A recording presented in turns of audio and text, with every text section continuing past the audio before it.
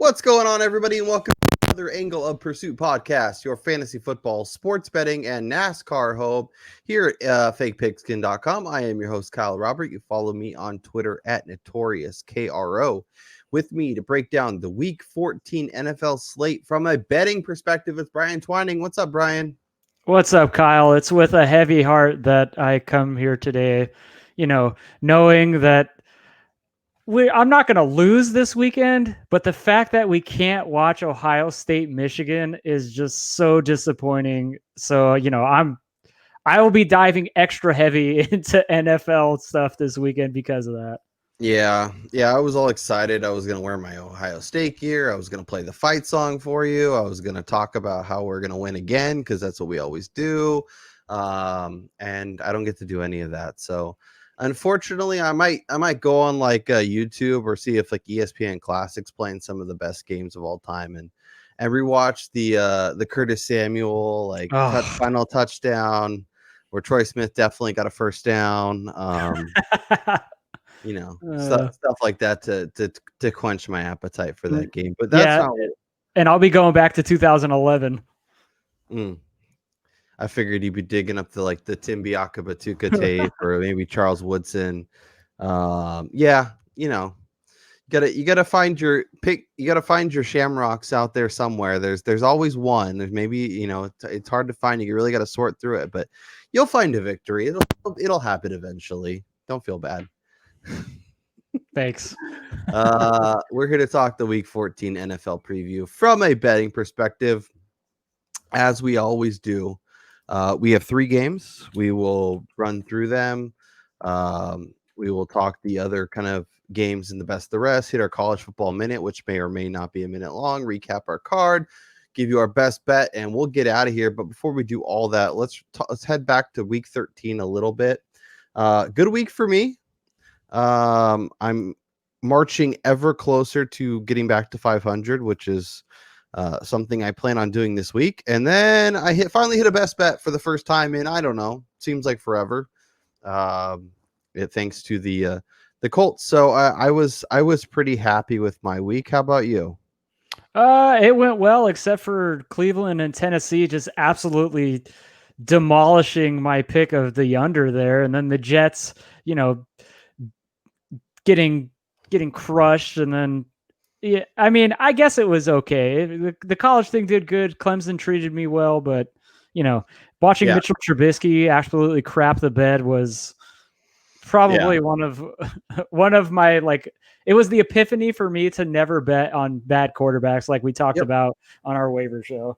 Yep, no bad quarterbacks, no bad coaches versus good coaches. The Colts was a nice cover. The Patriots was also one of my favorite bets. And you know what I didn't do, Brian? I didn't bet either of those games because I'm an idiot.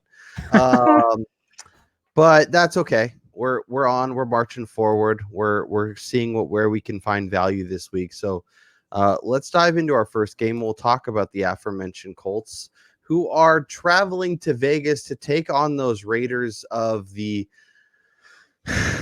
I don't know what the Jets were doing. I was holding that money line ticket and feeling great about it. I said, okay, here's going to be a chuck. Oh, no, you were just going to let Henry Ruggs be wide open, Derek Carr's and drop it in the bucket.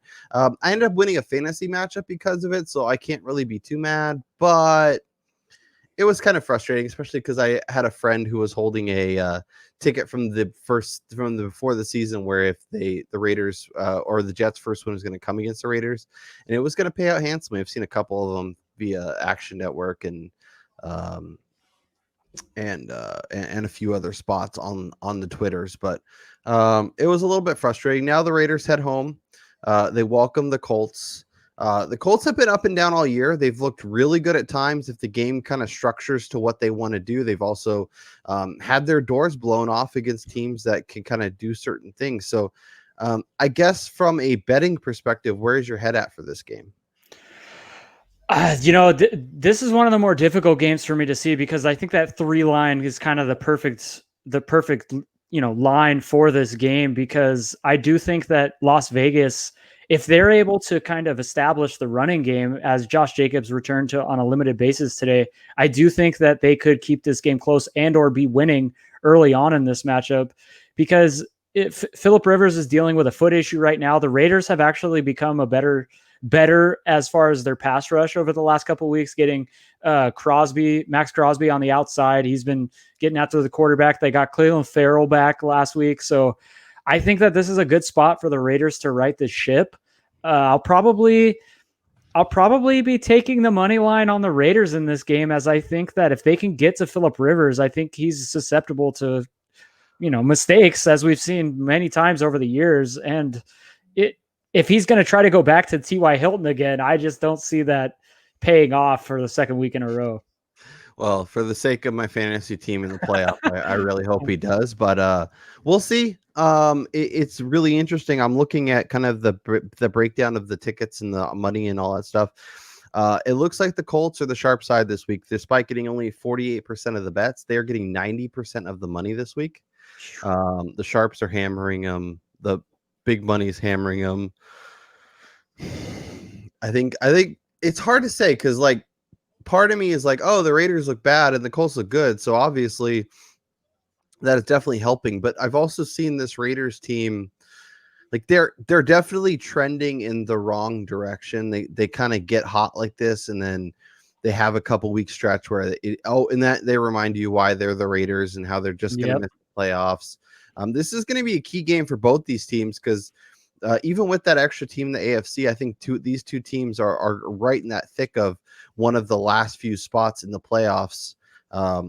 So this is going to be important, I think, when it comes down to tiebreakers, when it comes down to making sure you're in there. So getting a win is huge. The Colts are traveling, but they're also playing this game indoors, which is, always a familiar feeling. I think if I had to bet it, I would actually side with the smart people. I also think the Colts are getting pieces back on the defensive side of the ball that's going to help them. Not having players like Eric Arms or DeForest Buckner is huge for them. Now, when they have Defoe, when they have Darius Leonard with that middle solidified, they play so much better. And potentially a return of Josh Jacobs this week. We'll see what that looks like. But I think they'll be able to run the ball effectively, play good defense, and kind of do what they want to do, which usually leads to a Colts win. So I'm going to back them even on the road. Let's go talk about the Monday night game. The Baltimore Ravens going to Cleveland to take on those Browns that absolutely demolished my Tennessee Titans. I don't care what the final score says. They jumped all over them. Yes. And they let them kind of hang around, but no, Baker looked great. I know that's crazy for you to hear, but he actually looked good. He did look good. He found all of his receivers, some of which were wide open in the secondary. The Ravens obviously are coming off the shorter week, playing against your Dallas Cowboys on a Tuesday, so the quick turnaround. But at least it's a Tuesday to Monday thing, so it's like basically Sunday. If they had played Monday and they're playing against Sunday, so teams are used to that kind of turnaround, which is good. This line opened up at Baltimore -3. Now, depending on where you look, it's somewhere between 1 and -2 and -2.5 for Baltimore. I'll look at what FTN says just to get a consensus, but we'll go with 2.5. I'm guessing it looks like there's some 1.5s, there's some 2. So depending on who you like, shop around, find that number. Brian, who do you like?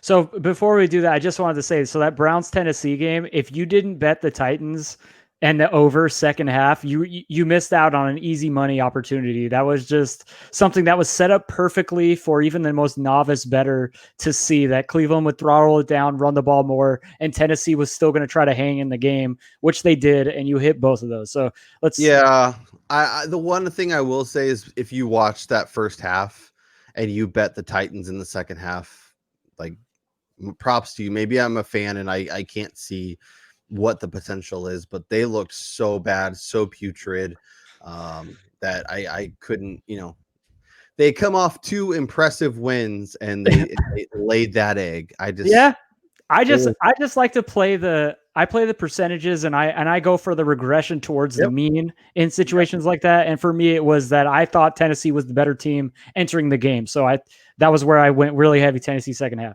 All right. Yeah, hopefully you didn't bet the under like I suggested because they did not run the ball nearly like we thought. No. Anyway, so All right. Baltimore and Cleveland, where is your head at with this one? All right. So if I can get this at Baltimore -1.5, I am smashing that.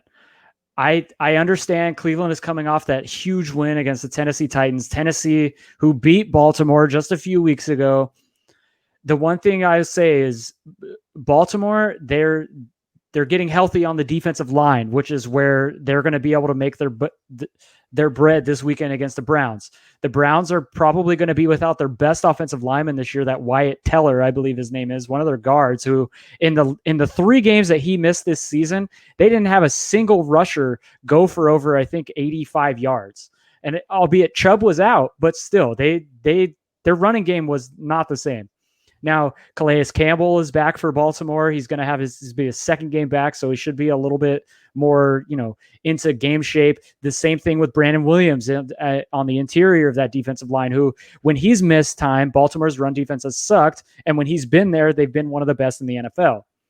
Also, Cleveland has no weapons on the outside minus Jarvis Landry, and if you're able to take away that guy from him, I'd be interested to see where he's going to start throwing the ball against the super aggressive Baltimore defense, who's going to be up in these wide receivers' faces. They're probably not going to allow them to run those little play action rollouts. So I love Baltimore in this spot. I think this is one of those games where, coming off a huge win for Cleveland, I think they shot their load.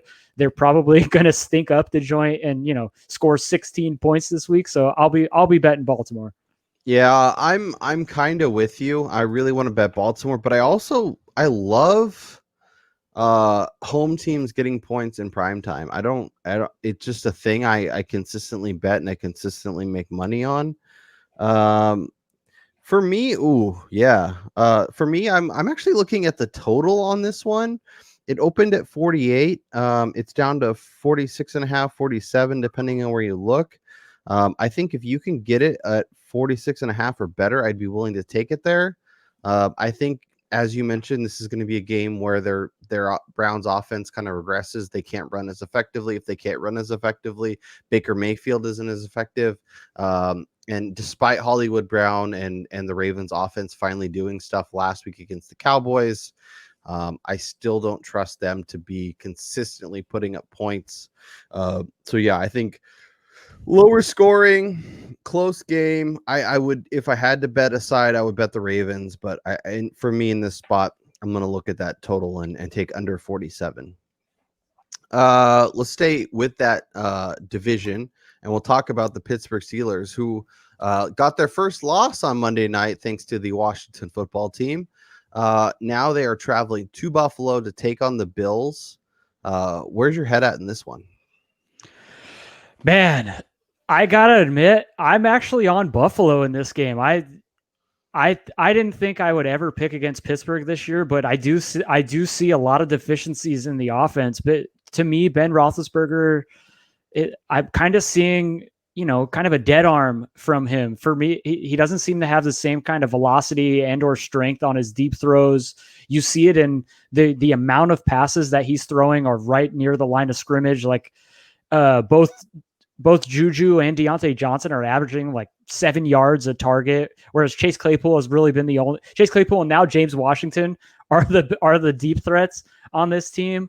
And Buffalo, we thought last week against the 49ers team who was surging was going to struggle, and that offense came out, and Josh Allen reemerged as a MVP candidate, just like you said, entering the season. So I'm going to be riding hot with Buffalo this week as a team that just has so many weapons on the outside, and Josh Allen's ability to extend plays against this super aggressive Steelers defense. I think that Buffalo might wind up stealing one here. It's really funny you say that, Brian, because I think I'm the exact opposite. I came into all excited about betting the Bills in this spot, thinking, okay, the Steelers win this week. They'll get their first loss against Buffalo. I'll be all over the money line. This line opened up at Steelers -2.5. It's now up to +2.5. That feels like an aggressive move for me. I don't trust that. I don't trust that move. That doesn't make sense. It feels like last week when we saw Buffalo and the Niners, and everyone was pounding the Niners, and the Niners were the big favorite. Ended up going off as a favorite. Tre'Davious White is going to shut down one of these receivers. I don't know which one. Probably Juju, but there's so many options there. I think Roethlisberger is going to be able to throw, even if he's not throwing down the field as much as we expect. I just think this is a good spot for the Steelers to bounce back, and the Steelers plus 2.5 will be going on my card. Yeah, I'm actually looking at the total in this game. It's currently sitting at 48, and you're looking at two teams who can create explosive plays, and Pittsburgh throwing the ball as much as they do, which means that there's going to be a lot of plays in this game with both of these offenses, being in the top 5 in terms of, the amount of passes per game and also neutral game speed. Like Buffalo, they want to hurry it up, and they're throwing a ton this year with Josh Allen to Stephon Diggs and Gabriel Davis and Cole Beasley. So yeah, I'm looking at the total as one of my favorites in this game, and something that'll be in my card. Currently sitting at 48. I think that's something that's pretty attainable here. Yeah, and I've actually seen it as low as 46.5, 47. So if you look around, you might be able to find an extra point, which is end up being crucial at the end of the day. Let's hit the best of the rest, and let's talk about a few other games that are appealing to us. I know we had talked about a few games prior. Let's start with the New York Giants, who all of a sudden are looking to make the playoffs, and Wayne Gallman's turned into Saquon Barkley, and a massive win against the Seahawks at home. Now they stay home. They welcome Arizona as a 2.5 or 3-point underdog. Where's your head at with this one? Man, I was all over Arizona early in the year, and I can't back them going and playing against this Giants team, who their defense has really woken up here in this second half of the year. And Colt McCoy adds a different element that Daniel Jones couldn't provide, which is preventing dumb turnovers, like dumb mistakes. And they're also running the ball. Like, the Giants are back to traditional football. Joe Judge, in that Bill Belichick mode, is sitting there controlling the clock, limiting turnovers, creating turnovers, and going up against a Cardinals team who Kyler Murray, with that banged up shoulder, you could see the reluctance in him running the ball. And I don't know if there's something wrong with DeAndre Hopkins, but he doesn't look like the same guy over the last 3 or 4 weeks as he did early on in the season. So if with James Bradbury shadowing him, who Bradbury's been one of the best corners in the league this year, I like the Giants getting points here. Yeah, I'm with you. The Cardinals, I feel like, are trending in the wrong direction. I feel like that leans heavily on their coaching staff. Where I feel like the Giants are trending in the right direction, which also leads heavily on our coaching staff. And if we learned anything, as I mentioned before, Brian, you take the good coaches, you fade the bad coaches.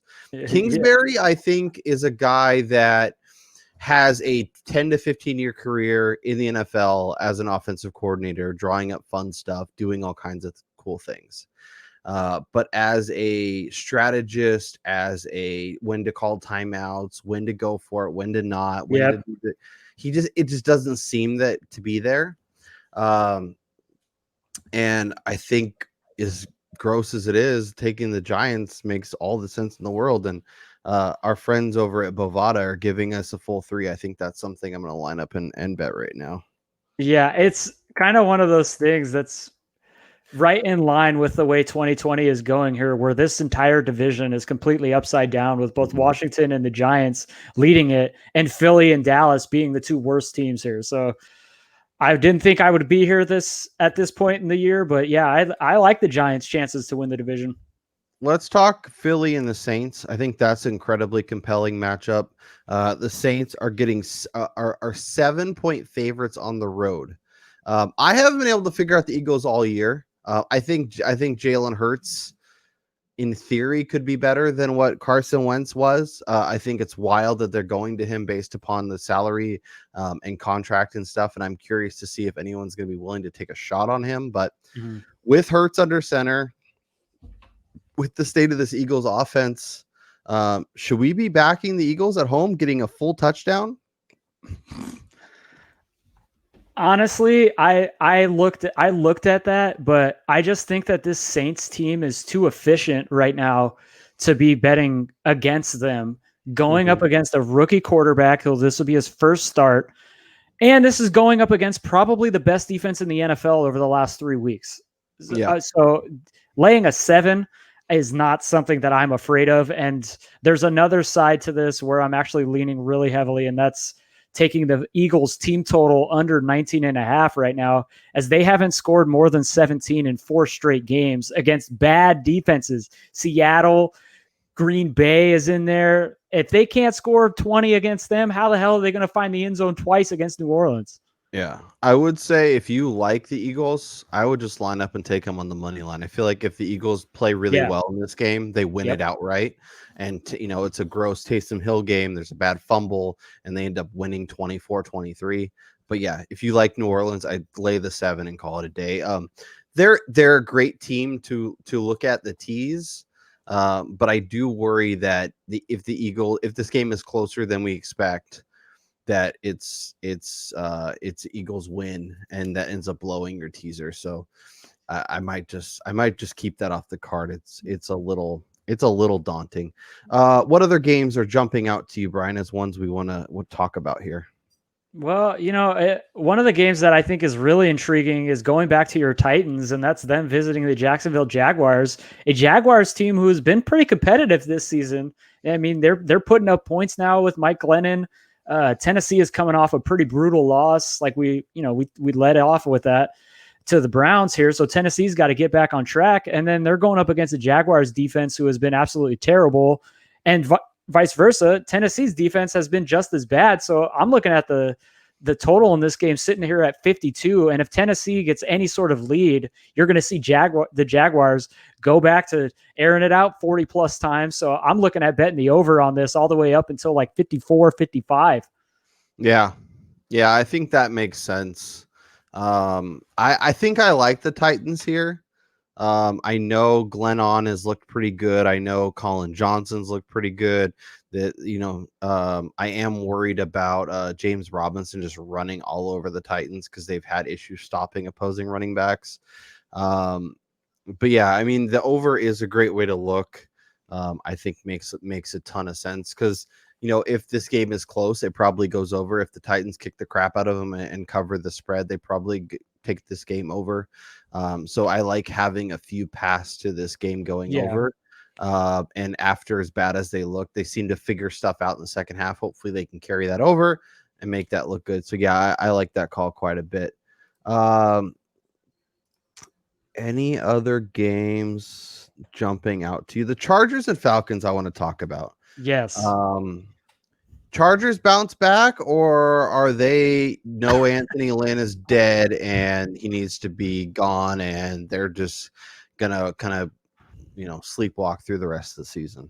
All right. So if this was Anthony Lynn versus Dan Quinn, I would be more inclined to go back to back weeks of taking the Chargers. But because this is not Dan Quinn, and the Falcons have actually looked good the past couple of weeks, albeit not in wins, but last week against New Orleans, they kept that game close for a long time.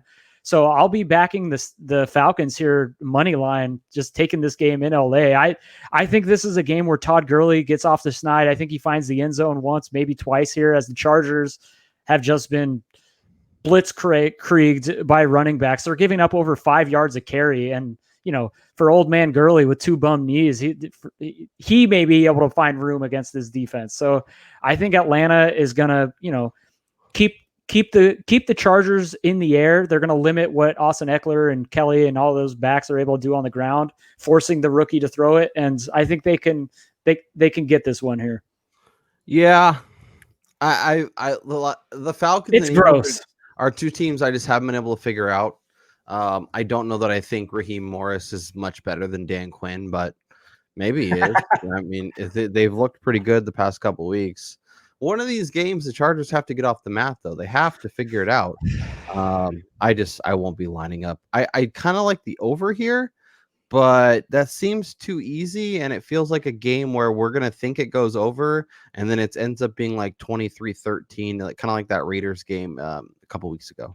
Well, I'd be avoiding the over just because Atlanta struggles as they get closer to the end zone. So my fantasy MVP Younghoe Koo can kick field goals, and then the Chargers too. They haven't been the same offense the last 2 weeks. You could tell the rookie yips have hit Justin Herbert a little bit as teams are starting to take away Keenan Allen's underneath routes. So I'd be avoiding the total here as something that if Atlanta were to get out to a lead, I think they kind of sit on the ball and control the clock and not air it out as much. So I'm leaning just Atlanta money line. Any other games you want to hit on before we head to the college football minute? I love Washington getting 3 on the road in San Francisco, even minus Antonio Gibson. I think this is an extremely close game comes down to the final gun, and there's a game-winning field goal. That number is based off of the Niners getting their ass kicked and the Washington beating the Steelers, giving the Steelers their first loss. I think that's crazy. I think the Niners are actually good. Do they have issues at quarterback? Would it be nice to have Nick Bosa? Yes and yes, but I still think they can produce, especially at home. I trust them a lot more. I know the fans aren't there. It doesn't really matter. It just seems like they're playing much better there.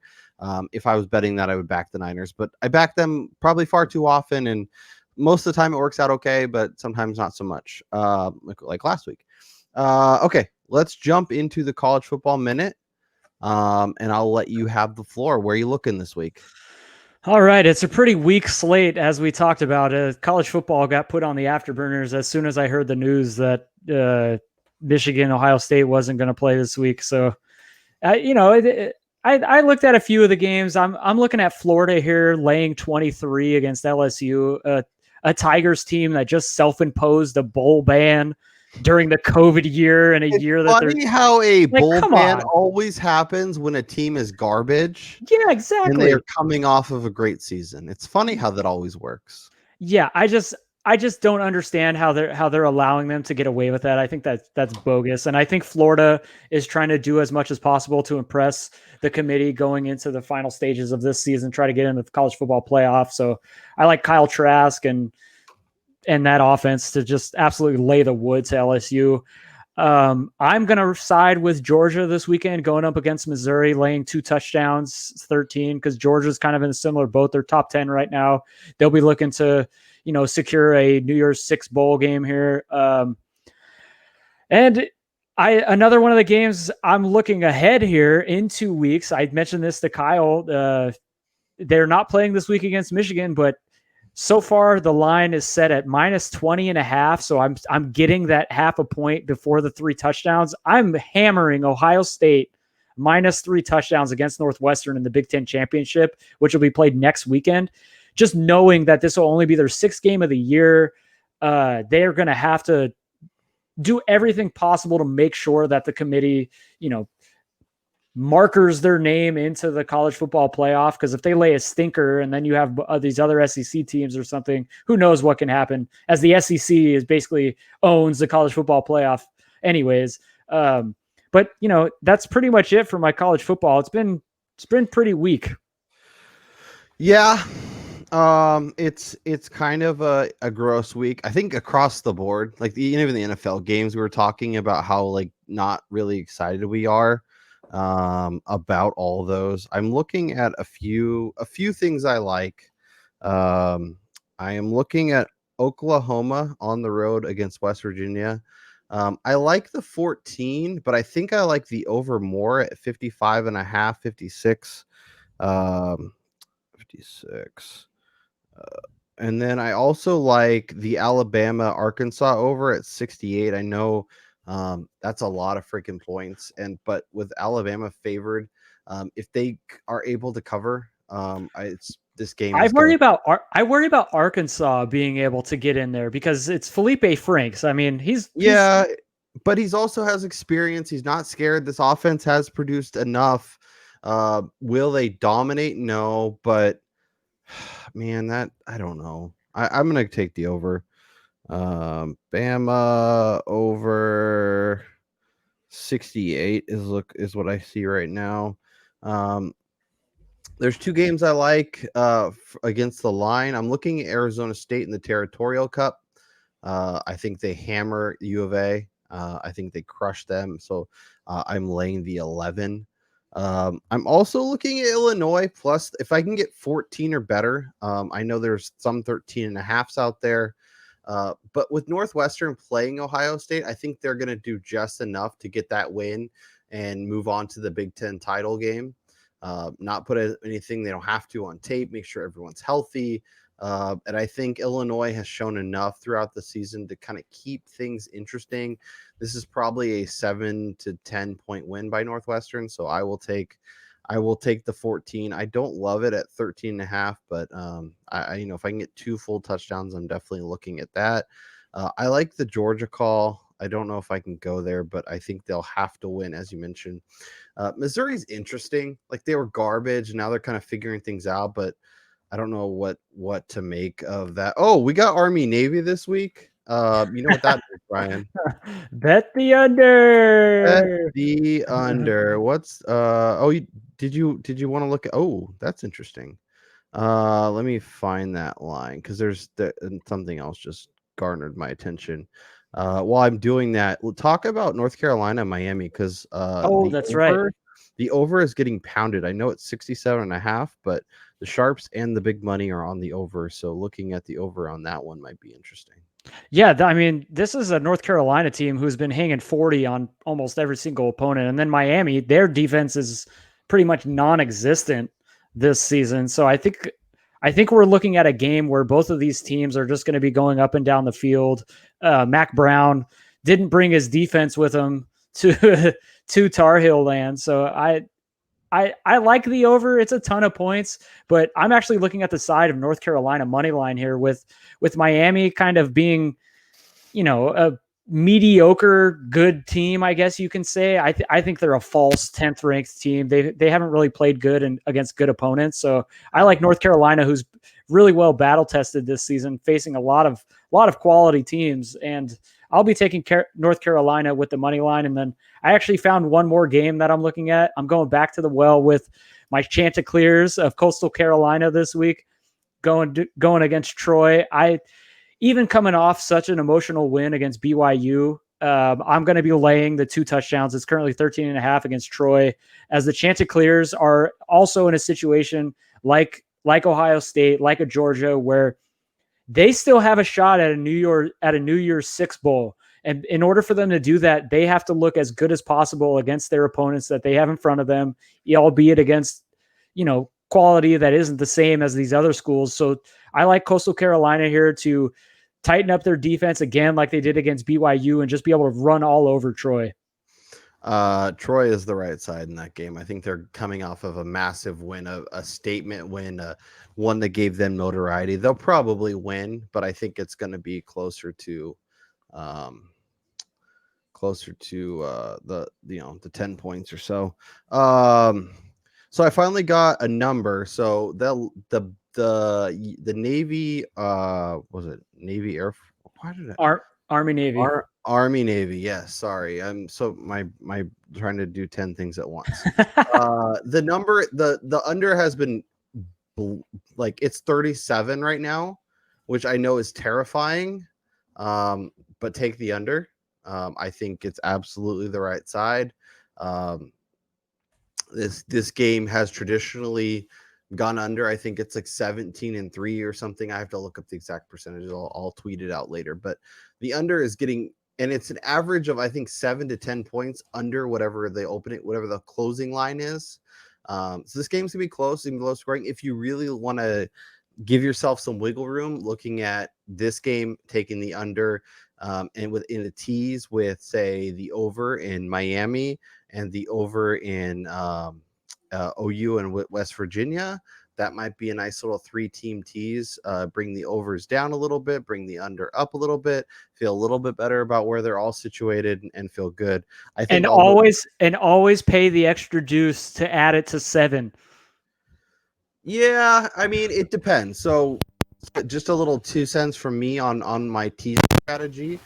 Never cross 0 and try and cross two key numbers. So you want to pass through ideally 3 and 7. You want to pass through 7 and 10, whatever it may be. So whatever is going to help you get there. If you have a team that's, say, a 6.5 point favorite, to doing it to 6 points might make more sense. I don't want to cross 0. I know that shouldn't really mean much, but it always seems to matter when it's like that for some reason. I'm not sure, but whenever I bet teasers, that's just something that you want to keep in mind. Okay, so Brian, let's recap our week 14 bets, and then we'll leave the best bet for the end and drop that. All right, so on my card this weekend on Saturday, I'm going to go with Florida minus 23 against an absolutely terrible LSU defense. I like Georgia minus 13.5 against Missouri. This Georgia team is looking to, get back on the map in terms of the SEC. I'm going to take North Carolina money line against Miami this week. I think Mac Brown gets that offense rolling. I like Coastal Carolina once again to stave off any sort of letdown after that huge win against BYU. I like them laying 13.5. And my look ahead bet this week is my favorite college bet is Ohio State minus 3 touchdowns against Northwestern in the Big Ten championship game. I like it. My betting card, ASU minus 11, Illinois plus 14, the Oklahoma, West Virginia over 56, Bama, Arkansas over 68, UNC plus 3.5. I'm rolling with you there. On the NFL side, I'm taking the Giants plus 3. I'm taking the Steelers plus 2.5. I'm taking the Browns, Ravens under 47. And Brian, what's your best bet? So before I do my best bet, let me give you all my NFL bets here. Oh, yep. Sorry. I like Pittsburgh at Buffalo over 48. Give me the Giants with the points plus 3. Titans at Jaguars over 52. I'm going to take the disgusting money line with the Falcons. I'm going to take Philadelphia team total under 19.5.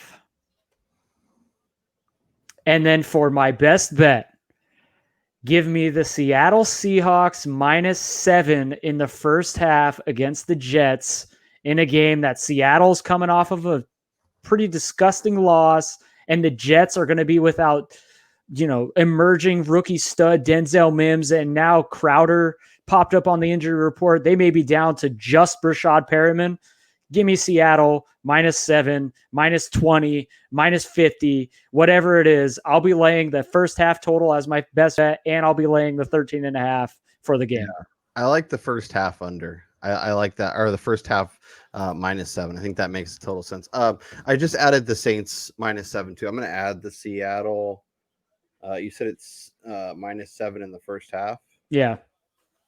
Okay. My best bet is the Chicago Bears money line.